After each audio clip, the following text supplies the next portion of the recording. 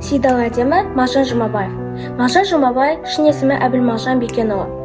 25 маусым 1893 жылы Солтүстік Қазақстан облысы, қазіргі Мағжан Жұмабаев ауданында дүниеге келген.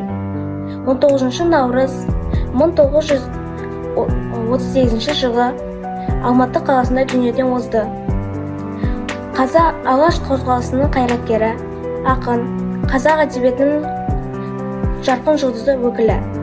Атасы Жұмабай Қажы, анасы Гүлсім, әкесі Бекен, саудамен айналысқан дәулетті адам болған. Мағжан Жұмабаев тұтқын. Кеудеде от, іште жалын, көзде жас.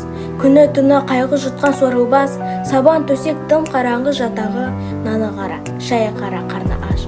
Күн түсірмес, мейірім жоқ қара, ағармай мамында үйде қара шаш.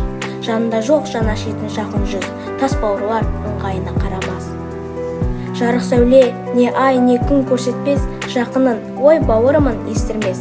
Іс саналы, сөз андулы, ерік жоқ, өз қолымен ұнамды томпыштырмес. Қайғыланба, сорлы тұтқан ешнетпес, күн батқанмен таң атпайтын түс жетпес. Ер жүректің адам заттың басына, бұл жалғанда не релке, не кетпес.